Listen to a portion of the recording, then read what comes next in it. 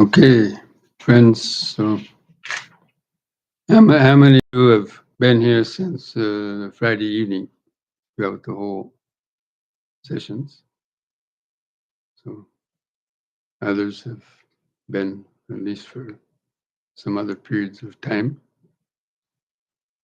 Now, people are going on retreats. Retreats have become very popular, these days. As meditation has, come to this country now pretty much about 50 years, when meditation centers started popping up.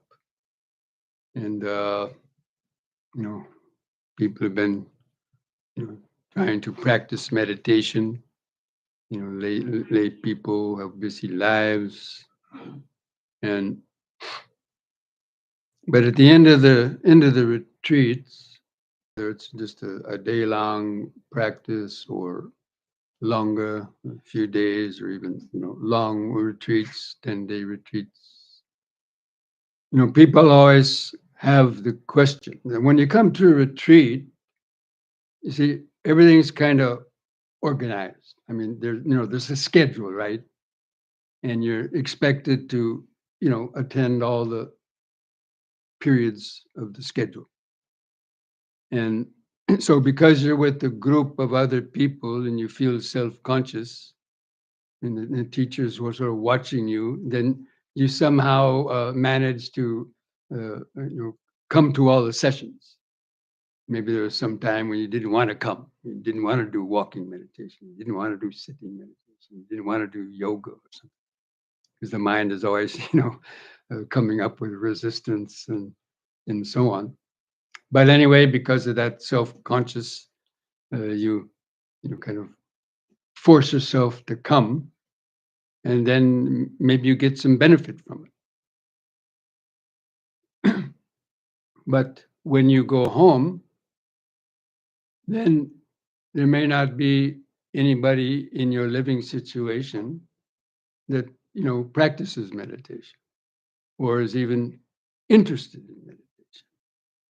Or and so you find yourself, uh, losing that uh, personal effort and energy to do a daily practice.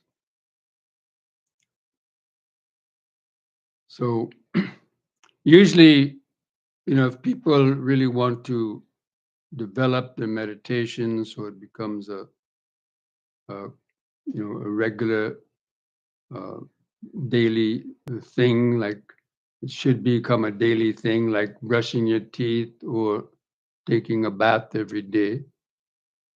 You should, develop that kind of regularity so that, practicing meditation or some yoga, you don't even have to question it. I mean, do you question yourself or force yourself to brush your teeth every day or to take a bath? Maybe a little bit, but generally, uh, so the meditation. Why do you take a bath and brush your teeth every day? Anybody? To maintain the body, to keep it clean. Come on, let's get down to the basics. You don't want to stink to your mates, right? You want to go to work, and you're sitting at your desk, and the boss comes by to check your work, and you, let's see, or you go to work and smile at somebody and say, you have spinach hanging between your teeth. So we don't want to have that kind of reaction with people, right? We want to kind of look normal and appealing to others. So the daily, but so you're able to do the brush your teeth and take a bath every day. So why can't you do the meditation or something like the yoga exercise every day? Because that's sort of the bath for our mind and body, or brushing our mind and body, brushing the dirt away, the negative thoughts, or the stiffness and so on. Keep the body a much more pleasant place to to live, because basically you got to live the rest of your life, right? Whether it's going to be another 20 years or 40 years. And so there's so many people, they're living on pills and rubber bands and all kind of other things because they've neglected their body, or they've done unmindful things that injured their body, and then they have to suffer a lot, or other kind of accidents. Of course, nobody usually does it on purpose, but anything can happen. There's something called the four any's. That anything can happen to anybody at any time in any place. That means we could get sick at any time, any place. We could die at any time, any place, anybody. We see it happening all the time, don't you? I mean, you read it on the internet news or hear it. But so, coming back to the practice of the Dhamma. So people come on a retreat and they get, maybe some of you I know go on retreats quite regularly, or maybe once a year, maybe 2 or 3 times a year. But in between, in that retreat, you get that enthusiasm, and you kind of kickstart your practice, because maybe you'd let it go. And so maybe in the last day, or you've been thinking about, how am I going to practice now? I'm going to get up every morning at 5:30. I'm going to do this. And anybody had any thoughts like that on the last day of a retreat? So many of you thought you're going to meditate at least once or twice a day. Most teachers are people who practiced for many, many years, and their meditation has, improved to a good level. They usually attributed it to a regular practice. And at least usually most people try to sit the 2 periods a day. Because as I already mentioned before, meditation, that means the ability to develop concentration, to be mindful, alert, to be more in the present moment. All of that is like a brain muscle. It's like a muscle, and you have to keep exercising it. And if you want to improve in lifting weights, don't you have to add? Isn't there a weightlifter in your room somewhere? I don't know what there was. Yeah, so if you want to make the Olympic, lift 350 kilos or whatever, you have to gradually add on weight every few weeks or month, right? So the same with meditation. People might start with 10 minutes of meditation or 15 minutes, but if you want to make gradual improvement, then you have to keep on extending the amount of time that you sit in meditation, because that helps you to endure pain. I mean, anybody can sit for 10 or 15 minutes, because pain normally doesn't start until, maybe 15, 20 minutes or, after that. Or your mind starts getting restless and thinking, what do I have to do now? I have to do this, I have to do that. So then that's when most people give up the meditation. But that's when you need to stick it out, because that's why people's lives are, in a kind of chaos or unsatisfactory state, because they don't have that kind of mental discipline. So the ability to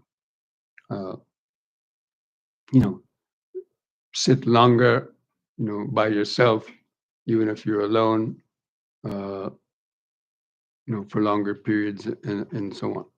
So anyway, when you come to retreat and you have that enthusiasm, what happens when you go home? Maybe you are able to meditate for, twice a day for the first couple of days.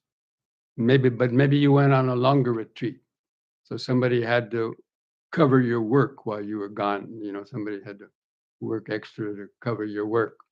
So now you come back from the retreat, and then that person's expecting you to cover them. And so that kind of eats into your ability to time to do your meditation. So usually what happens is a person The evening meditation might be let go of, or maybe you're just too tired of working in the day, and so no one's around to watch you. There's no Bhante's not ringing the bell or anything, so it's easy to let it slide, and then you're down to one period of meditation, and then that 45-minute meditation you might have been doing in the retreat. After some days, it slips to 30 minutes. And then after another few days or a week, the 30-minute meditation slips down to 15 minutes. And then before you know it, you're going out the door, swiggling down your last cup of joe, and you pat the Buddha on the head, and you say, "You meditate for me." And that's all your meditation. Oh, yeah. Ring true. Okay. What to do? So, it's true that people have busy lives and there's always going to be interruptions and so on, but meditation seems to be the easiest thing to let go of. Like if some event came up, some long lost relative came to visit that time you're supposed to meditate, or somebody old friend called you up, and you just go with that and forget about the meditation. And so it's kind of it occupies a secondary place in most people's lives in that regard, as the priority of what you're doing. So for people who have difficulty in meditating for longer periods, once or twice a day, there's a practice that we've developed called the M&M. I know some of you have heard about that. Does anyone know what the M&M stands for? What is an M&M? Yeah, it stands for, it could either be a minute of mindfulness, or a minute meditation, or a mini meditation. But basically, whatever you call it, basically what it is, it's a training that you train yourself to stop once an hour during the day, just kind of freeze in your tracks, whether it's, you have a beeper watch that rings once an hour, or some other signal that alerts you, oh yeah, stop. So you hear that little signal or beeper, and you just, freeze in your tracks, whatever you are doing. I mean, of course, there's certain limits, but at the first moment, but generally just freeze and let go of that push to the future. And bring your attention, take a deep, slow breath, bring your attention, to the present moment, to the body. And take a deep, slow breath, hold your air into the lungs for as long as you comfortably can, and then slowly breathe out. And that will usually, even one of those will easily flush a lot of that neurotic energy that was in your mind out. But you can take 2 or 3 of those deep, slow breaths that I was, advising you to try, during the, during the yoga practice, is already 1 minute. Just taking 2 or 3 of those. And the beauty of it is that when you're taking a deep, slow breath, let me know if I'm wrong, but you're taking a deep, slow breath while you're breathing in it, it takes all of your energy to do that, pretty much, especially if you're doing a 3-part breath and you're regulating the, expanding the abdomen and drawing the air up through here and here. It basically takes all of your energy, and then you hold the breath in the lungs, and that's such a powerful sensation that you can't really think about anything. And so the mind is just there in the present moment.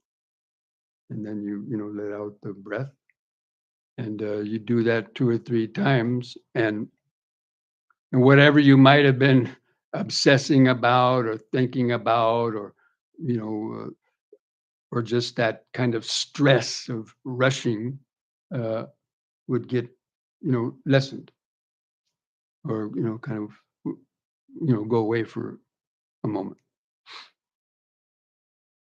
and then you start just for 1 minute, and then you start doing what you need to do again. But doing those M&Ms, M&M, they're the little candies, right? You know what M&M candies are, right? So they're small and sweet, right? So this meditator M&M is short and sweet. It's short, 1 minute, one teeny weeny minute. Because we waste so much time during the day anyway, right? We waste so many minutes during the day frittering away our time looking around, because we don't have control of ourselves. And so, and also when we rush around, we think we have a lot of things to do in the day. So people rush around, right?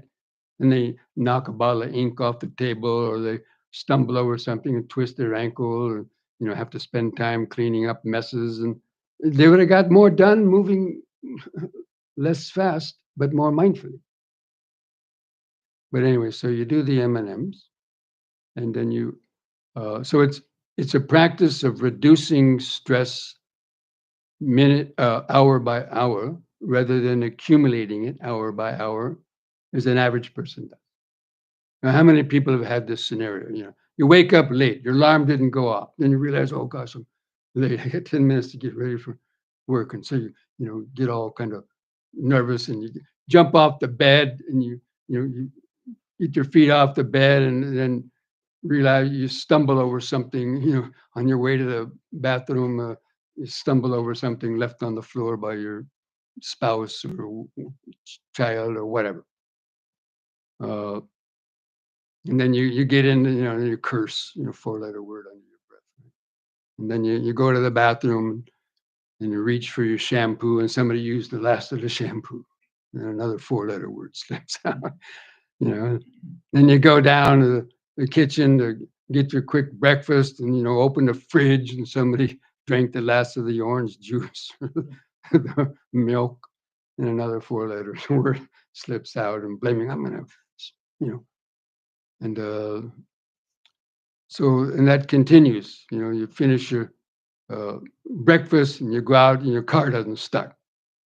Or you get to work, and the computer network is down. Or the night janitor misplaced your pencils or pens. And so all these little moments of frustration and irritation, they build up. And so a lot of people go through the whole day. Then midday, you know, 9:30, 10 o'clock, you get a call from the police department saying, oh, your son or daughter just got picked up for playing hooky from school, or, got picked up for, buying drugs on the corner. I don't know, right? These things happen. And or you get a call from the doctor saying your test came out positive, and the mind goes into a tizzy, right? And then you call all your friends, or you get a call from somebody else saying one of your relatives fell sick or got in an accident. So like this, the whole day long, we're collecting these kind of stresses. Then people have to wind up taking pills at night to alleviate the stress, or do something else. Stop at the massage parlor and get your muscles massaged, or stop at the bar and have a martini or something, or a beer, and then drive home and get stopped by the police. So all these problems come due to not, being mindful, having not being able to maintain a stable level of inward, you know, uh, centeredness and relaxation, and the mind being more in the present. Sure, we have lots of things to do during the day, but uh, you can do them while remaining mostly in the present moment without obsessing. Or if something comes that interrupts your ability to accomplish what you wanted to do that day, whatever you're driving somewhere and you got a flat tire or you lock yourself out of the car and, takes a few hours extra. And so, plans change, and we have to, the mind has to be flexible and relaxed enough to accept that without, causing unnecessary problems. So anyway, doing those M&Ms.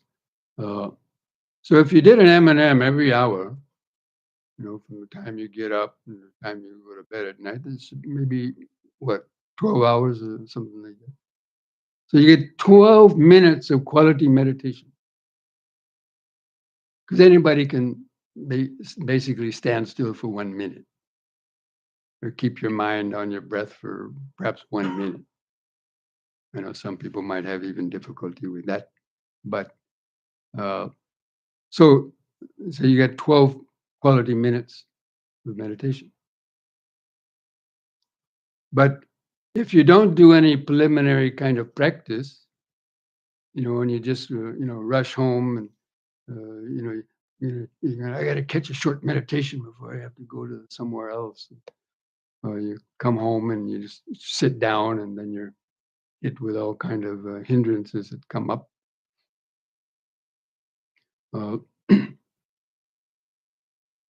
So that even in one meditation session, if you're sitting 30 minutes or 40 minutes, if you're really honest, probably you might have had just 4 or 5 or 6 minutes of what you might have considered quality concentration or mindfulness or awareness or some insights. The rest of the time is going in and out of, this or so many various types of thoughts.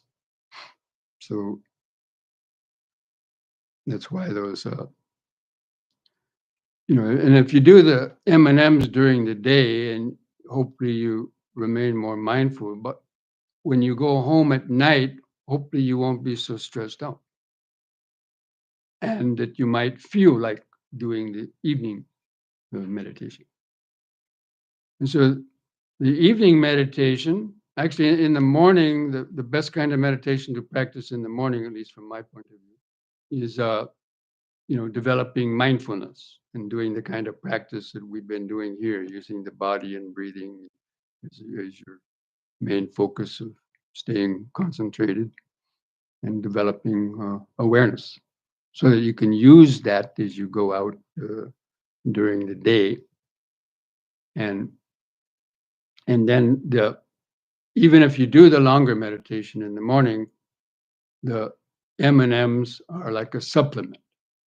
So people take a lot of vitamin supplements, don't they? Why do they do that? Well, to supplement any deficiencies they might have in the vitamins for the body, right? So the M&Ms are like a supplement for meditation, for traditional ideal, 30-minute, 40-hour sitting meditation. It's a supplement. So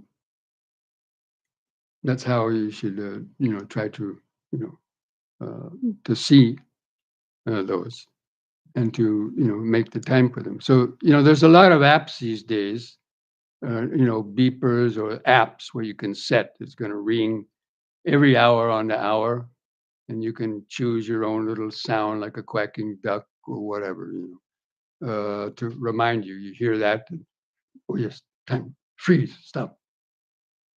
And just bring the attention to the body and just try to feel the subtle sensations, take a few deep, slow breaths. You can also practice metta in that 1 minute. You can combine it with deep, slow breathing is a very nice way to combine metta with the deep, slow breathing. As you're breathing in and holding the air for a few seconds, thinking, may I be well and happy and peaceful, and then breathing out, imagining you sending those vibrations outward to, all the people in your office or your family or, out through the world. And just doing that for 3 or 4 breaths. So these are ways you can, get short little practices of the Dhamma in. And then also, good times to do that are before you have to go talk to somebody. Like, let's say you have to go talk to your boss at work about somebody who's plagiarizing your material or trying to get your job or telling lies about you, and or maybe ask them for a raise or a vacation, and any time where there could be some tension, right? So prep yourself because you know yourself, right? You prep yourself. Okay, whatever happens in there, take a few deep, slow breaths, do an M&M before that. Prepping yourself, whatever happens in there, I'm not going to lose my cool, and stay connected with the body and like that. Or you have to talk to your kids, especially if you have teenagers, that's a very difficult time for parents. So you got to prep yourself for that so you don't, shout back at them and then make the situation worse, perhaps, or whatever. So that because those M&Ms are something you can do really any time and any place, And even if you're sitting in a meeting, having to listen to a bunch of boring talk or contentious talk amongst the employees at work or somewhere else, if you know how, you can just sit there, do some deep, slow breathing. They won't even know it. You can just stay connected inside and be aware of your reactions to what they're saying. That guy's telling a lie.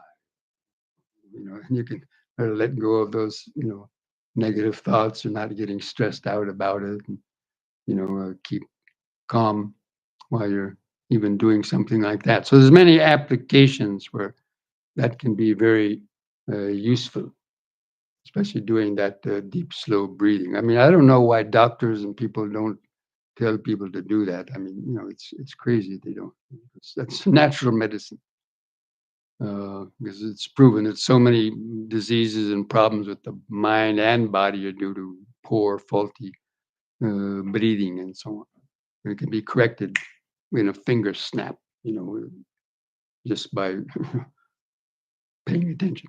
So anyway, so and then there's other times that you can use those M&Ms because during the day you might have 5 seconds here, 10 seconds there, 15 seconds there. Maybe you're standing in line at the checkout counter in the supermarket, right?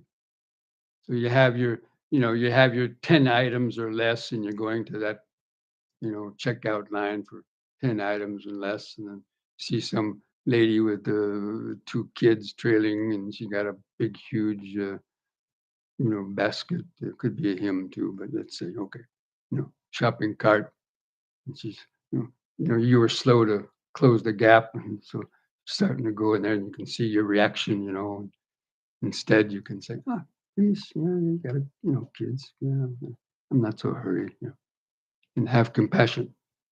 Or you're standing in line, and you can practice metta. Maybe the cashier's fumbling with the tape, that's not working. People in front of you are getting upset.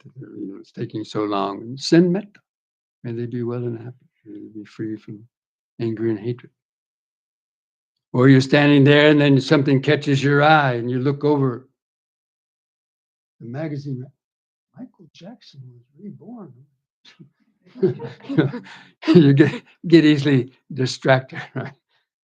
Oh, there's a new chocolate Mars bar over there. So keep your eyes in your body, right?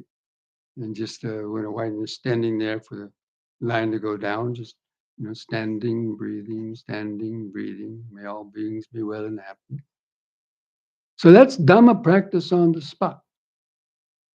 And that is really the essence. I mean, probably where the practice, where the rubber meets the road, is out there in your daily life.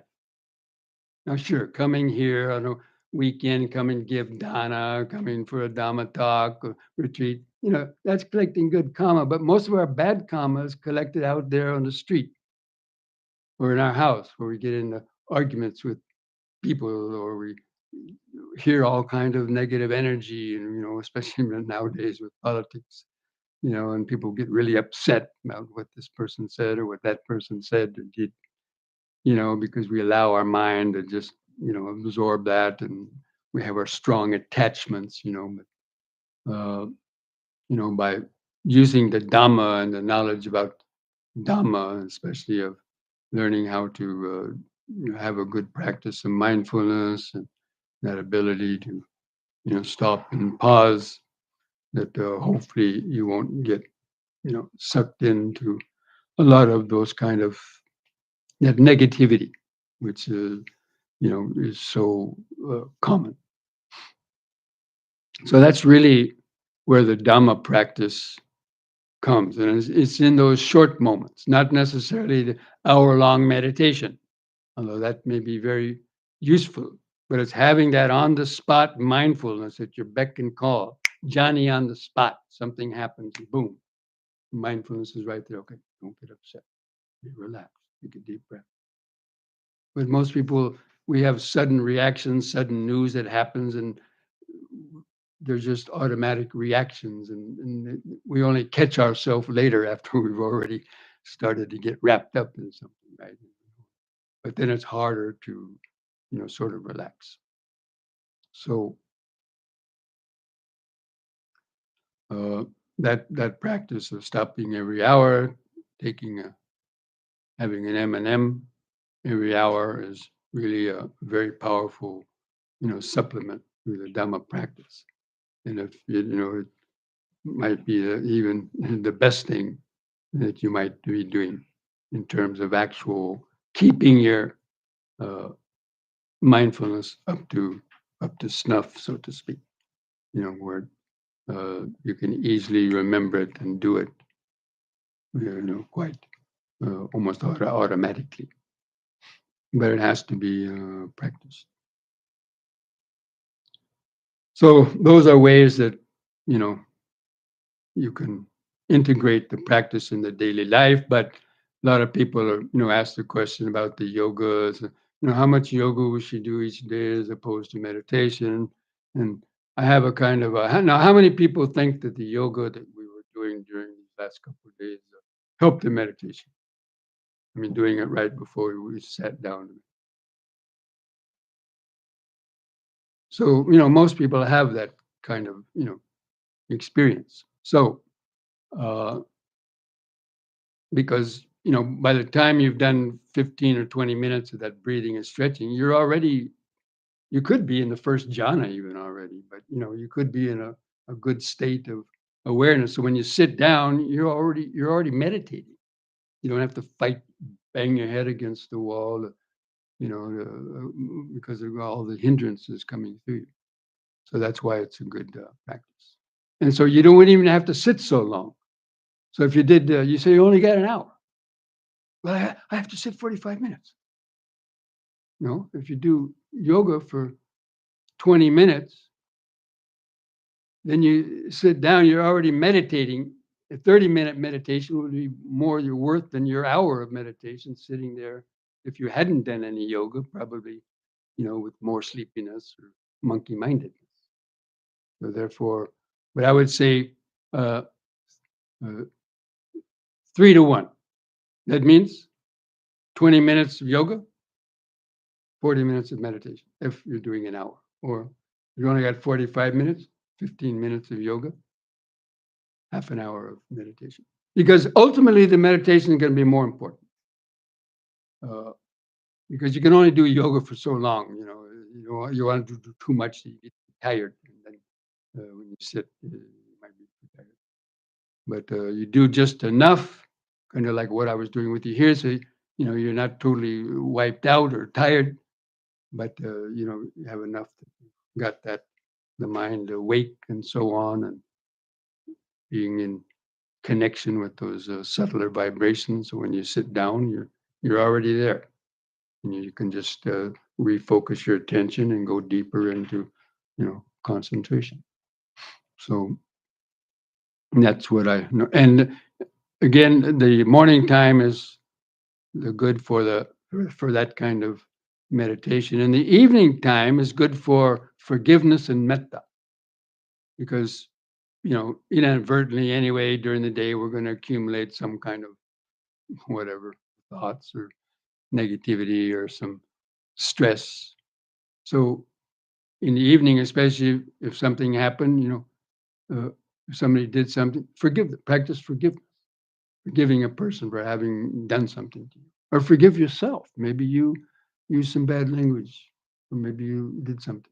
So forgive yourself, your mindfulness slip, and then forgive the other person, and then send out metta to all beings, knowing that we're all in this sort of soup together, the soup of life, right? And everybody's adding their 2 cents of junk into the pot, the stew. And so we try to take ours out of that by practicing, metta and Dhamma. We're trying to reduce our input into the total negativity of the vibration of the world by, becoming more centered and relaxed and so on. So, but anyway, those are just suggestions about how to divide that. But every person is different and they have different situations and so on. But you really have to see the Dhamma practice as even more important than taking a bath. If you had to choose one between sitting and taking a bath, sit.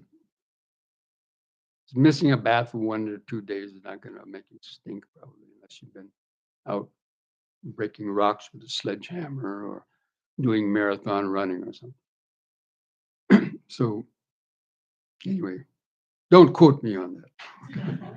Don't broadcast it on the internet. No, Bhante Rahula said.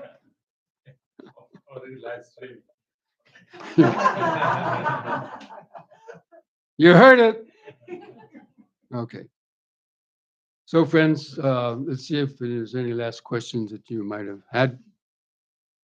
Oh, gosh, where'd all these come from?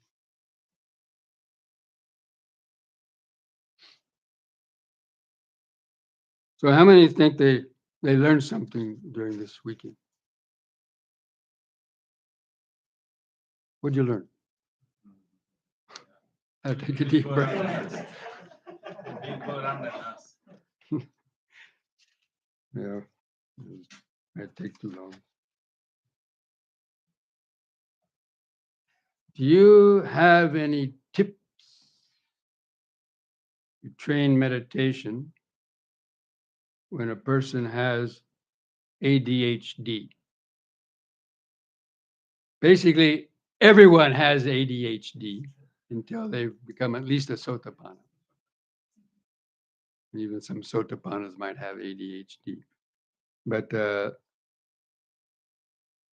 so, I'm not a doctor or diagnosed, and I don't even know exactly.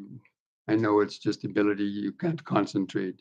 Kids are jumpy and whatever. It could be caused by lots of things. But certainly yoga and meditation, if anything would help, I would say it would be that, non-drug related, not having to resort to drugs to calm people down.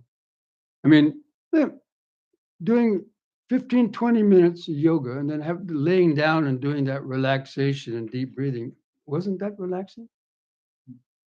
I mean, that's one of the best ways to lower your blood pressure, actually, and heart rate is by doing that shavasana. It's a very popular yoga session that people do after doing a session of yoga. You should try to do at least 5 or 10 minutes of that kind of.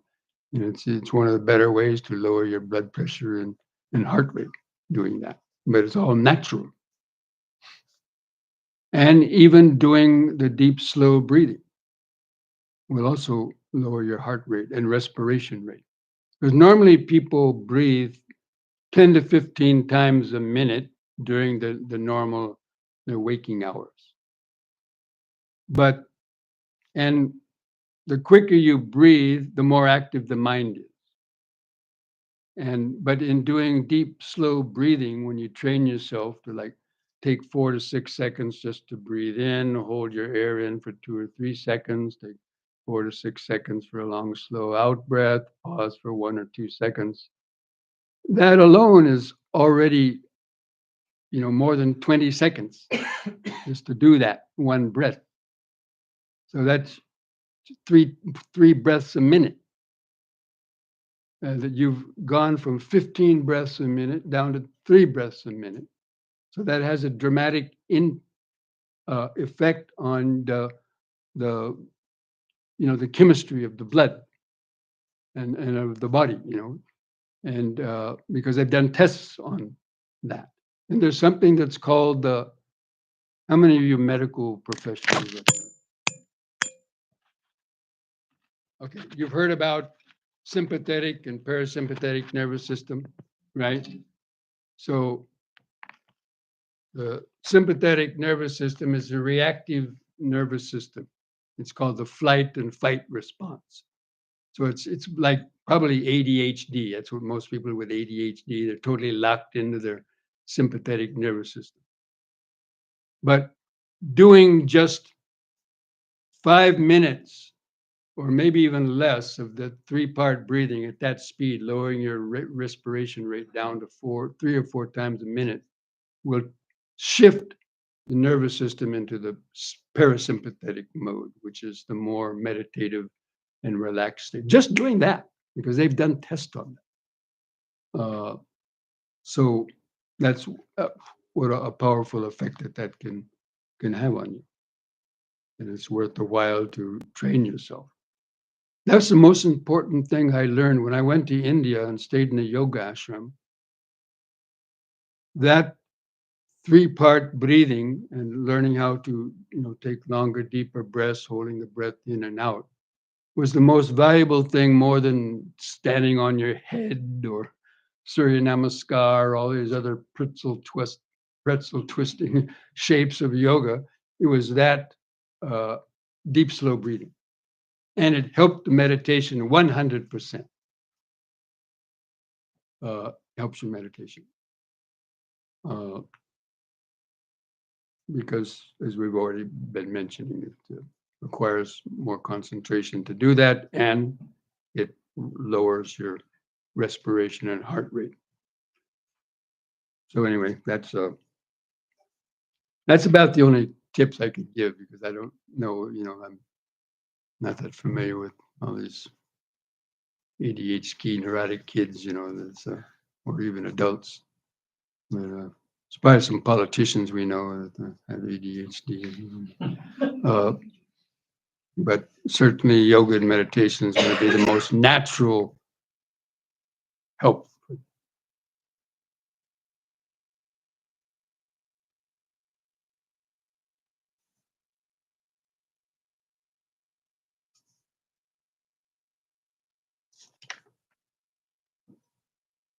Did you talk about memory loss, dementia? No, I can't talk about it because I'm not a doctor and I don't know. The only thing I know about it is common to people who get older. I can't say what the causes of it is. It could be genetic, it could be this or that. But, so I can't really, with any authority, talk about that in terms of what is good for it or not, or what.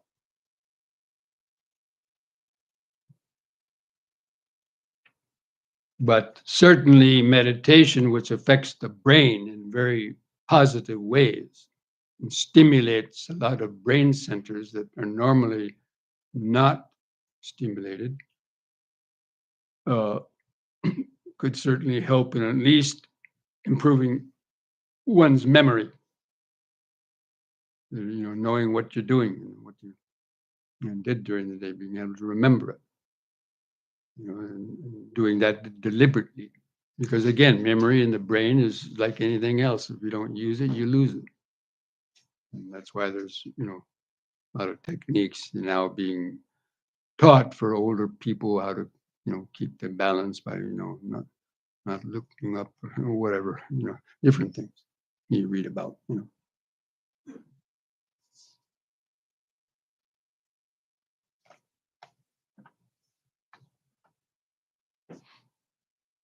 But I don't know. It could be a good thing. If you had memory loss, you would have to remember all the bad stuff might happen having. But I heard people with dementia can get really angry. I don't know where that's coming from. they don't have a memory of the past, why are they getting angry? Who knows? I don't know. I can't answer. Yeah, that could be. Lost in past, like really childhood memories and stuff. Like I've had relatives lost them. Yeah, but they get angry in the present moment with people who are trying to help them Yeah, too, yeah. right?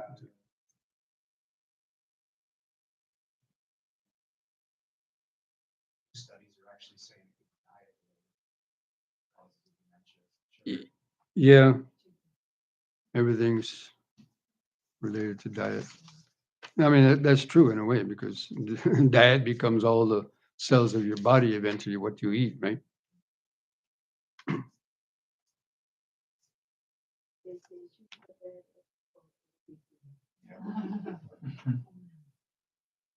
And you recommend a book that can guide an individual through the changing stages of meditation. Actually, by the way, I wrote a book like that called Breaking Through the Self-Delusion, with specifically the stages of Vipassana meditation. Actually, I brought a couple copies with me. I was going to leave one here, but they're available. I have a website and a book page on Amazon where I've written 5 different books. And 3 of them are about, 2 of them are about the Dhamma and about meditation, and one is my sort of autobiography of my life story and how I, became a monk and so on. Yeah. In fact, I think, Bill, before you leave, I wanted to give you one of those copies. That's the one but I had a couple of others. I'm going to leave them here at the temple in the evening. But it's specifically about the stages of Vipassana meditation and the stages of insight, basically. And actually, on my website, I gave a Zoom program last Wednesday night that I made up a little chart where I found this chart and added something to it. It shows the 4 stages of meditation. Would be the beginner stage where a person's mind is occupied mostly with thoughts and pains and dealing with the hindrances. And the second stage is when you start to get more centered and focused, on concentration, and the hindrances kind of being weakened. And the third stage is then the expanded awareness, opening the mind out to the flow of impermanence and developing insights into anicca, dukkha, and anatta. And the fourth stage is basically then, with that, radiating metta out to the whole world.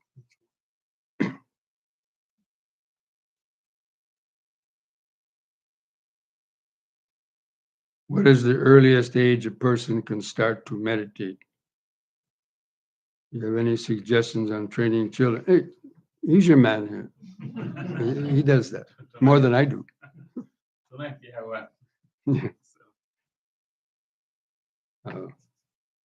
But I had come up because I had done that a few times. There's a little, you have to kind of play games with children, especially young children. So you can play the concentration game. So you tell them to sit down on the floor or chair and tell them, close your eyes and don't move. And then you got people watching them. And when anybody opens their eyes, the monitors go and say, oh, you have to go out now. And so it sort of forces them to, at least to sit still and keep their eyes closed.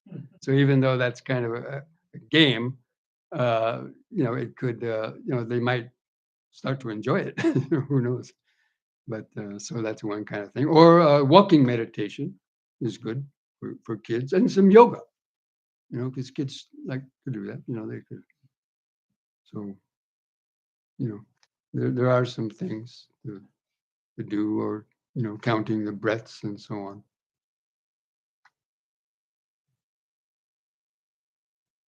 But I do have some kids, some children of some Sri Lankan people that come to my center every Friday and meditate.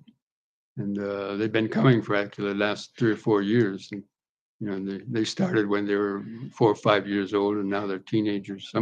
The oldest ones are teenagers, and the youngest ones are 7, 8, 9 years old.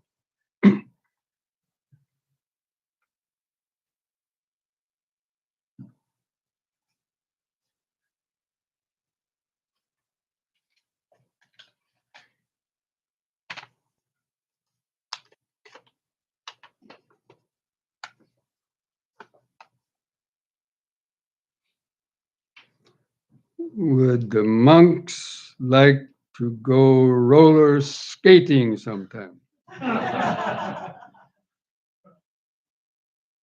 Or to see art? So I would love to organize an outing for them. Or sledding if there's snow. Better ask Bhante about that. We can find a way to keep our ropes without flying. But one of my favorite pastimes was trekking in the Himalayas. For the last 40 years, I've made many treks in the Himalayas, over thousands of miles, in Nepal and India, trekking up to a lot of the holy places that are there and other places. And I use that as a kind of a spiritual practice. Because, monks, they get doted on a lot. Everything is brought to them and they get worshipped and anything they want, they can get. But when you're out on the trekking trail, you're just another Joe Blow, you're just another person and no one much cares. And so, you have to fend for yourself, and find out, where you're going to eat, where you're going to sleep at night. Not just spending money and staying in a nice hotel or something like that. So I use it as kind of a challenge in being out and on your own and subject to the elements, and you could die whatever easily. But anyway, that's what I do for pastime, or did. I'm getting a little long on the tooth, as they say. Okay. So that looks like the end of the question. Does anybody have a last question they want to raise their hand about?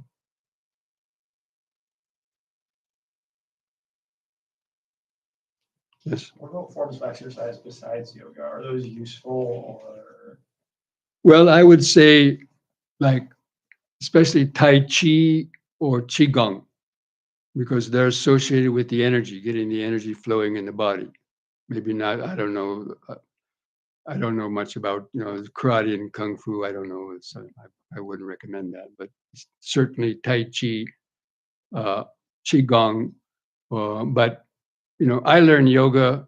That's all I needed. I didn't bother learning anything else because yoga to me has everything in it, So that's what I have to say about that. Okay. Okay. When you do whole body exercise, what happens Whole body exercise. What do you mean by when you meditate? And then at one point when you watch your kaya, and then you do whole body. Well, yeah, try to feel the outline of the whole body. Yeah, that's expanded awareness, because you can feel anything that happens in the body. The mindfulness is aware of it, and you can see impermanence. The more the mind expands, you can notice more and more things arising and vanishing. So that whole body awareness is pretty much a vipassana technique used in vipassana or open awareness to see impermanence. If you're just concentrated, on a little spot, you're not going to know what's sensations happening on your toe or other sounds going around because you're too focused. But when you open the mind up and kind of feel that outline of the body, then anything that happens to the body, the awareness is right there. You feel a little itch over here, you feel something down here, and you start to see how quickly sensations are arising and vanishing. And painful sensations, pleasant sensations, and you can see the chain reaction in the body from various stimulations. You can see the chain reaction and in thoughts, because the mind is open, and it's like you're sitting in a balcony seat at the theater, just observing everything that's happening. So you can't do that if you're more narrowly focused on, some other types of things. So it's an advanced practice, but it leads to the vipassana insights and eventually to no self as well. Because when you're have that open body awareness, also, you're feeling very subtle sensations. I mean, there's gross sensations, but there's also lots of subtle sensations going on. And that's where our thoughts are coming up at that subtler level. So you'll be able to see thoughts emerging from the unconscious quicker than you might normally would be able to note them if you were otherwise not so focused. Does it lead to? It is piti.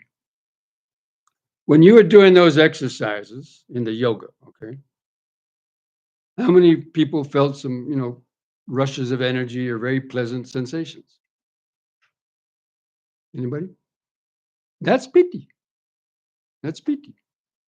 That's why I say just doing yoga, if you're really focused on the yoga, feeling those sensations and doing that breathing and not in any thoughts, basically that's the first jhana.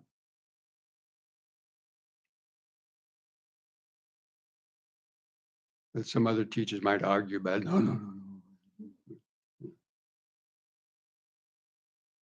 Okay. Yes. Bhante, will the mindfulness unfold into vipassana on its own, or does the person have to make that choice? You have to nudge it a little bit. Because that's the Buddha's instructions. Just read the Buddha's instructions, 4 foundations of mindfulness. He just didn't stop with being mindful. He said, when a pleasant feeling arises, know that it's a pleasant feeling. Know how it arose, how long it arises, when it ceases, how to keep it from coming on into the future. And so you have to deliberately make the effort. Otherwise, normally it's not going to come by itself. But so that's why you open up to the body. Because I've had some people, they came to me in retreats and, I've been meditating for 20 years. I said, oh, really good. What have you been doing? Oh, watching the breath. And I say, and? And they scratch their head and, what do you mean, and? Is there anything else? They don't know there's anything else. So the what next is opening up into the body. What did the Buddha say? Feel the earth element, water element, the 4 elements. That's vibrations. That's just the cells and molecules that are exhibiting characteristics of being hard, soft, heat, cold, fluid, and so on. So that means you're feeling those subtle vibrations. That's what it is. And also the breaking it down into especially the 4 elements is a very powerful meditation if you do it in the proper way. Anyway. So yeah, you do have to, because people, they start to feel the piti and they can get a kind of addicted to jhana and hanging out, and they get kind of spaced out and they're just grooving like this and with a lot of pleasant sensation, but it stagnates, doesn't go anywhere. So you have to get out of that and open it up to to develop that anicca sanya. It's the best way to keep the mind awake and alert is in the anicca sanya. Yeah. Because that also will lead eventually to the experience of anatta. I think I mentioned it yesterday, or maybe today, I don't know.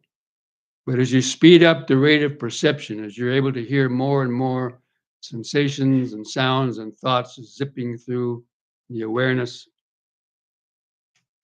the mind doesn't have time to bring the past or future into any particular thing, because there's always something arising and vanishing. You don't have time to cling or hang on to any particular one, because you're just noting it, letting it go, noting it, letting it go.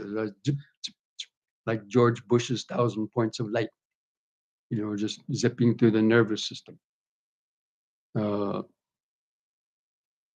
So the mind doesn't, because the sense of self and ego is simply made up of desire and the past and the future. Past and the future are directly related to the ego. You can't have one without the other. So when you're no longer thinking about the past or future, you have nothing to relate your ego to, no experiences to relate. Oh, I did that. I like that. I don't like that. All that vanishes when the mind is flowing in the present moment, not latching on or thinking about any of the objects coming through. The sense of self starts to dissolve because it wasn't anything static or solid in the first place. I think did I give the analogy yesterday about the ice cube? That's one of the best analogies. The ego is like a frozen ice cube floating in a bowl of water. Now, the ice cube is made up of the water, right? But it looks like it's different from the water. We don't call an ice cube water, we say an ice cube. But it is water. It's frozen water. So what happens, and it remains frozen because of the grasping. So the mind freezes an object in the mind and grasps it, like freezes that anger and causes it to grow in the mind instead of just letting it go and dissolving. It grows in the mind, it hardens. So our habits, our opinions, our thoughts, our habits, they harden in our nervous system, in our memory, become like those ice cubes. So when you're no longer clinging on to even my body, pain in my knee, or that sound, and reacting like that, that's what the ego lives for. It thrives on that. That's its excitement. That's why people get bored. Oh, meditation's so boring. You want excitement. So anyway, so when that ice cube melts, then it becomes the water, right? And that's what happens in meditation. That's the analogy of meditation, pure and simple. Okay. I don't know, did that answer that question you had? I don't know where it came from. Okay, friends, I think we're going over our time limit. So I want to thank you all for coming, and I'm glad that most of you, got some benefit from that. I mean, that's, I, mention lots of things in the retreats and different things, and, you'll find some of the things useful, maybe some of the other things not useful. But that's the thing. People have to experiment with various sort of techniques and practice to see what kind of clicks for you, And people are different, but that's why we offer, a number of different sort of things.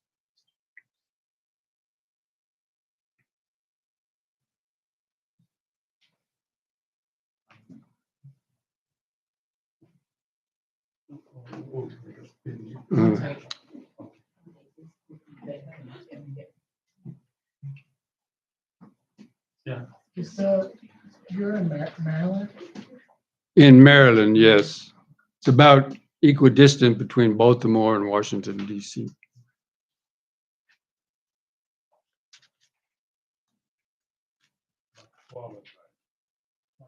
Yeah, we have a big house there. It's called the Lion of Wisdom, and we have accommodations for people to stay overnight there. People want to come spend a day or two or even longer on self-retreat, or they can do that. And yeah, if you go every morning around 5 o'clock, you can wake up and do the yoga with Bhante and then meditate.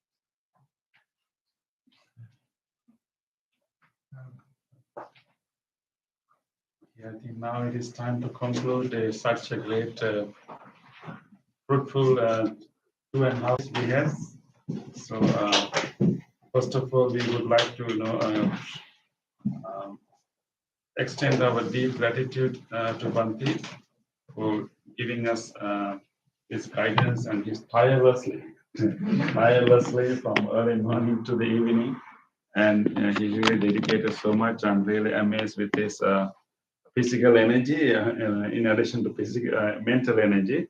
At his age, he's such a with that strength he really dedicated for us out of great compassion. So we really want to express our gratitude, and let us all wish that may Bhante continue to be blessed with good health and blessed with long life, and then may he be able to help so many others like us.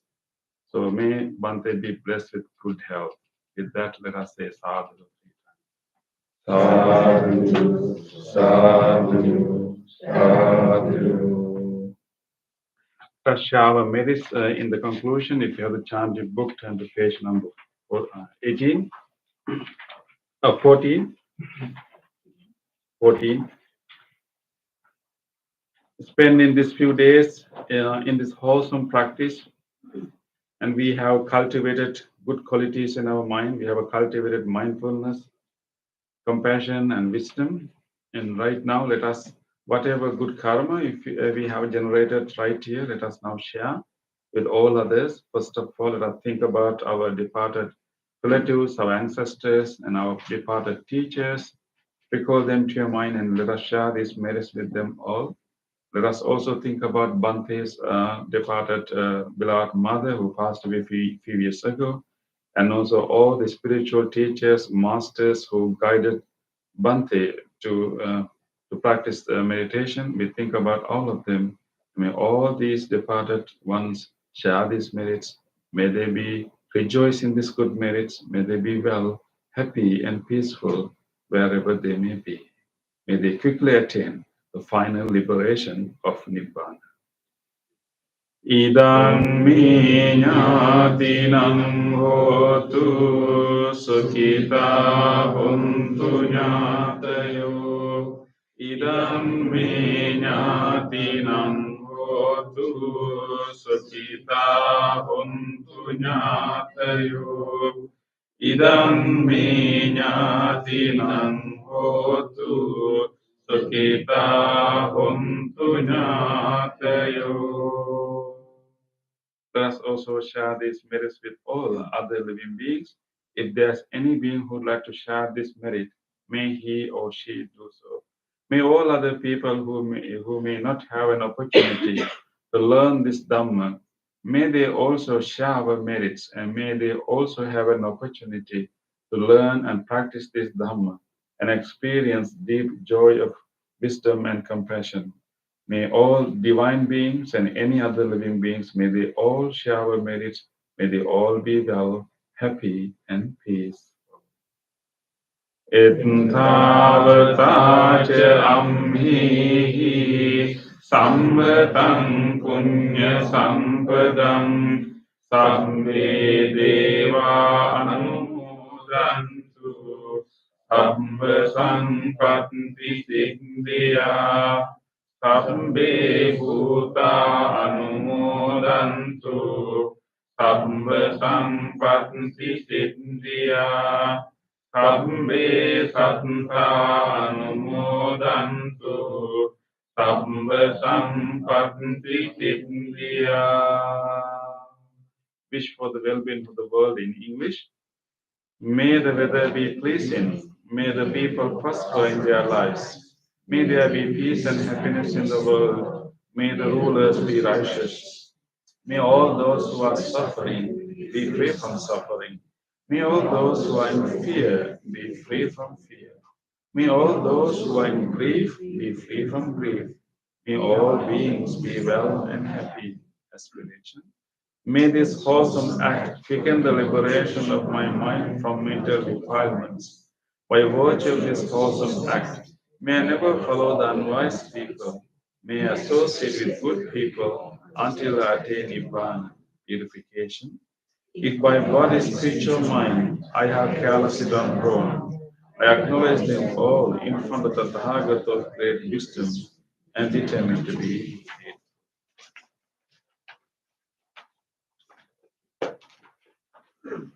So with that, we will now offer a token of appreciation on behalf of all of you, and we are making this offering to Bhante and to Bhante's meditation center.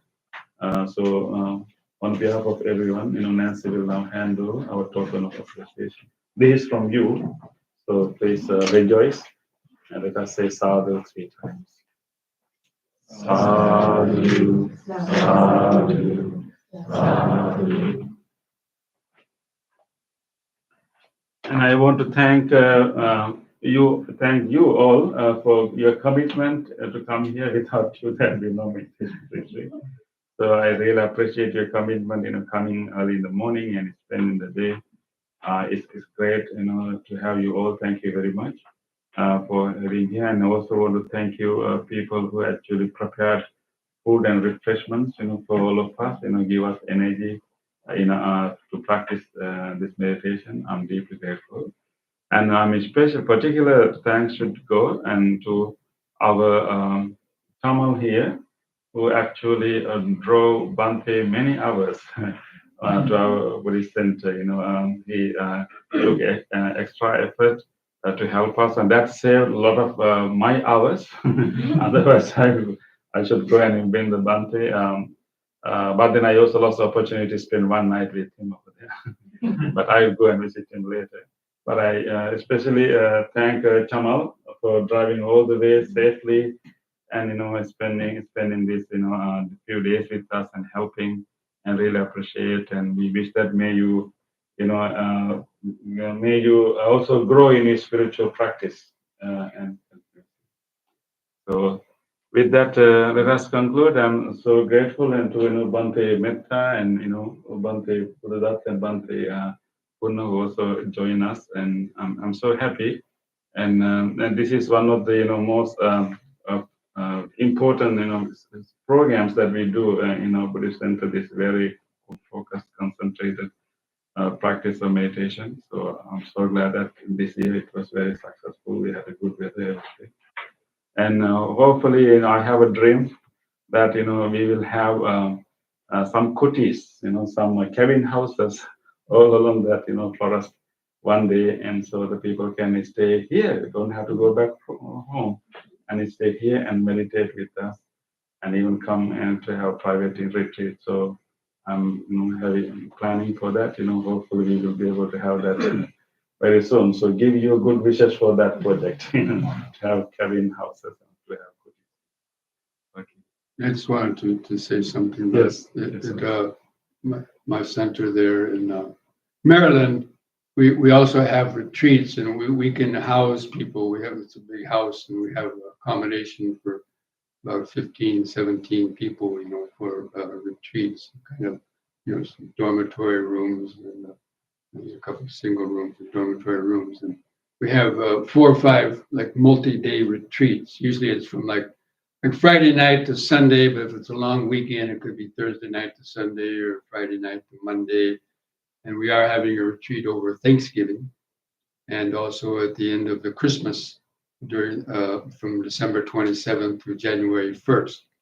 And if you're interested, you'd be welcome to. We have a sign up for that. It's on our website, because like I drove 4 hours here just for Friday. So, yeah. Sunday. Actually, it's a beautiful, nice center, and I have been there a few times, and you will have a great experience. So you can search for Lion of Wisdom Meditation Center, Lion of Wisdom Meditation Center. So you'll be able to find all the schedule, and you can sign up for that. Okay, let us pay our respect to Bhante and the Triple Gem.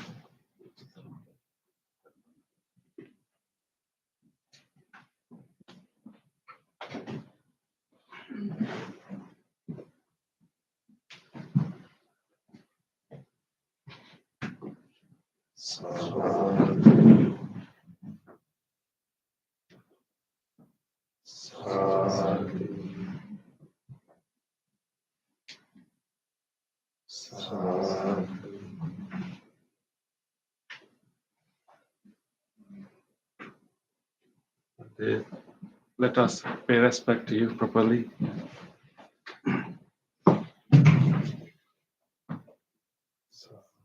Abhivadana Silisa Nityang Vada Pachayino Chattaro Dhamma Vadanti Ayuvano Sukhang Balang Ayuvarogya Sampatti Saga Sampatti Mevacha Ato Nibbana Sampatti Iminate Samityatu.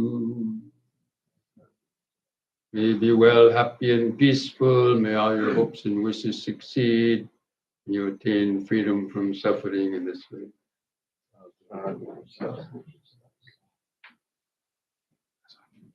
And one last word. Mindfulness a day keeps dukkha away.